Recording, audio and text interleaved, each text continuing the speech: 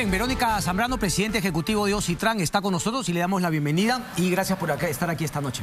Muchas gracias, señor Jugarker. En realidad nosotros como organismo regulador entendemos que es nuestra obligación aclarar cualquier situación que pueda generar confusión y los funcionarios públicos estamos obligados a eso y nosotros somos un organismo que se encarga de la supervisión de los contratos de concesión. No somos parte de los contratos, pero vemos que se cumplen las obligaciones que están escritos en ellos. Nosotros no declaramos derechos ni otorgamos beneficios, sino nos ceñimos a la letra de los contratos.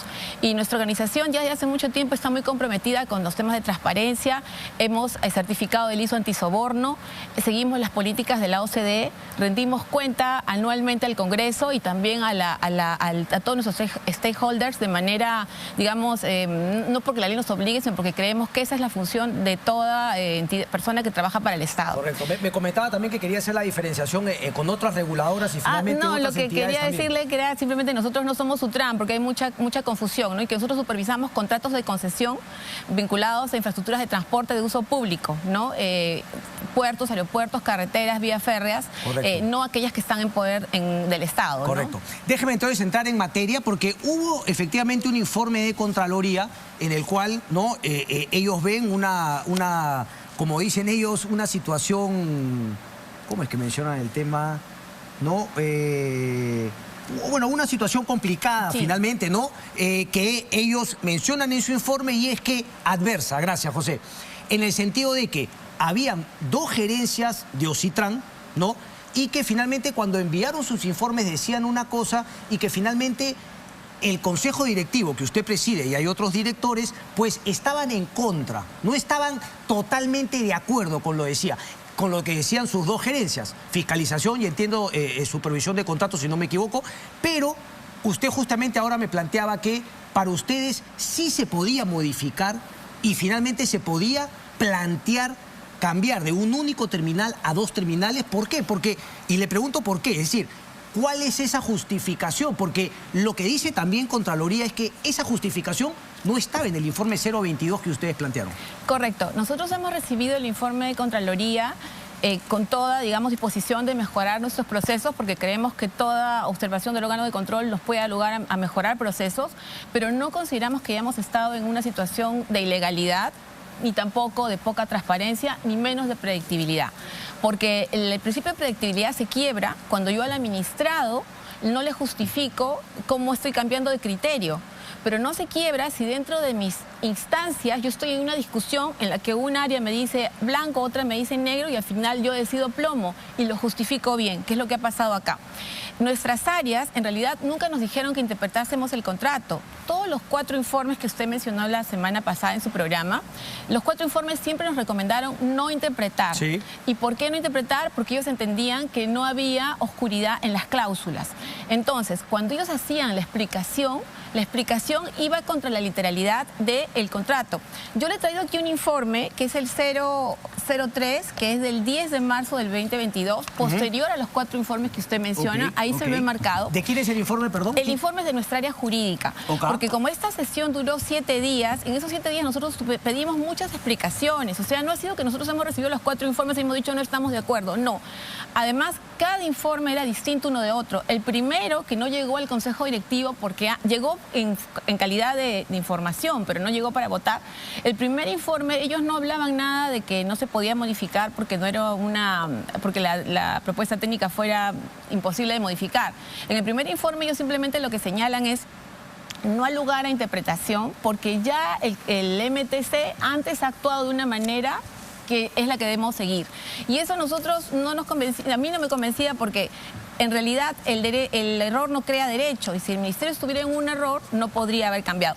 Ahí en ese informe, que es posterior a todos los informes, es una pregunta, nace a raíz de unas consultas que yo realizo al área jurídica sobre si realmente el anexo 6, que es la propuesta técnica, no podía cambiar. ¿Y por qué la realizo? Porque usted mire aquí la primera cláusula que está señalada aquí que está marcada, que es cláusula que parte de la interpretación, tiene una redacción en la 5.6 que dice claramente que el anexo 6 puede modificarse, salvo que se autorice de otra manera por escrito por el concedente.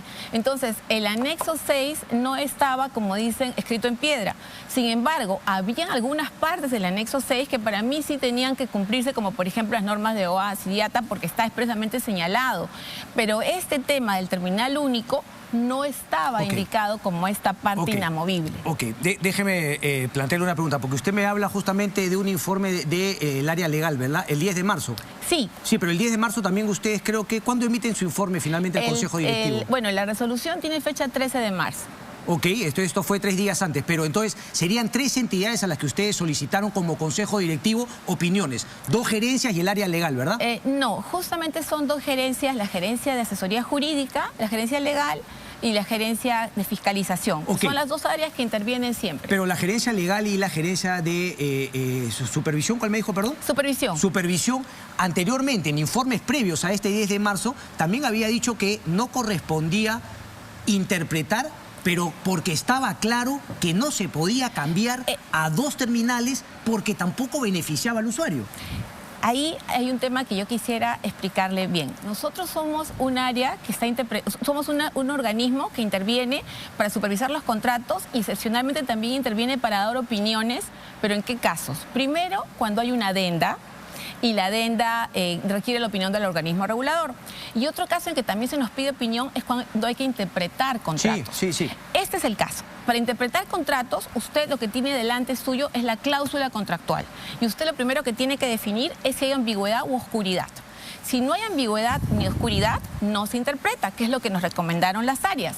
Pero esa lectura de la cláusula es fría, es basada en el contrato, no está basada en un proyecto concreto, ni está basada en el tema de los terminales, por ejemplo, que lo menciona el Ministerio, pero yo para poder fijarme si esta cláusula es clara, yo no tengo que estar pensando en el tema de los terminales, porque esta cláusula trasciende al tema del problema de hoy día. Es una cláusula que va a durar 30 años y es una cláusula que tiene que ser analizada fríamente, con neutralidad. Yo no la puedo amarrar al tema de los terminales. Entonces, esta cláusula lo que decía, y era muy claro, es que sí se podía modificar el anexo 6 y jugaba precisamente con la cláusula que también piden interpretación, que es la única, una 26, que dice que se puede modificar en cualquier momento el plan siempre que sea ventajoso para la operación del aeropuerto y redunde en un beneficio directo al público usuario.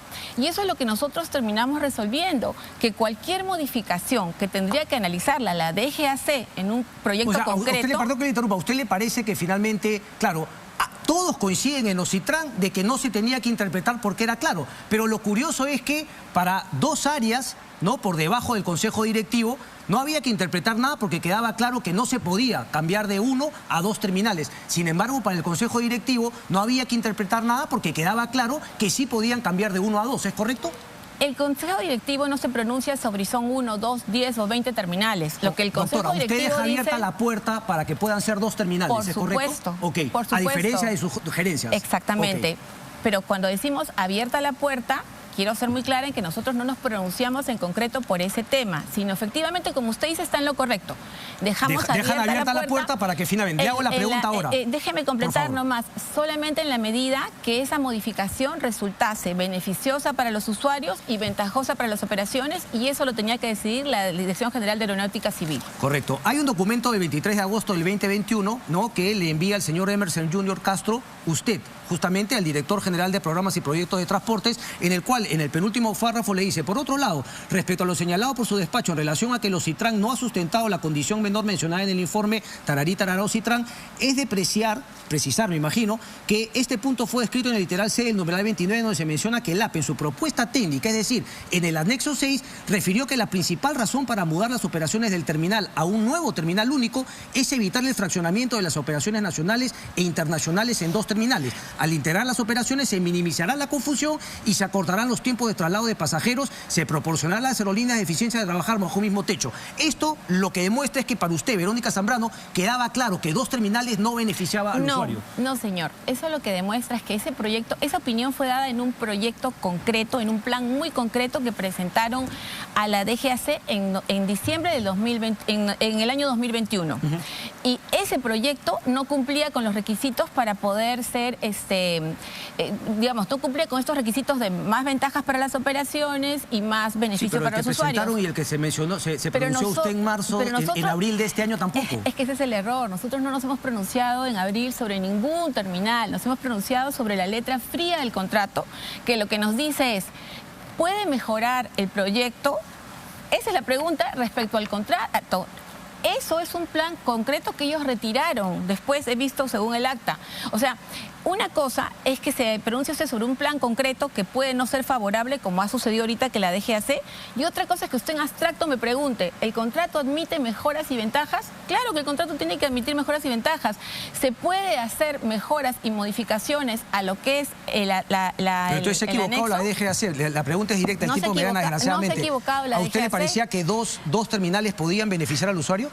Es que justamente ese tema yo no tengo el expertise para decidirlo, porque ese tema es técnico, va a depender de cómo sea el proyecto que presente y que lo que pasa es que hay que mirar el tema... Pero todas sugerencias sí se habían pronunciado respecto a eso. Pero lo que pasa es que se pronuncian conceptualmente porque no están hablando de un proyecto. Nosotros no teníamos a la mano ningún proyecto del app al momento que hemos decidido, ninguno.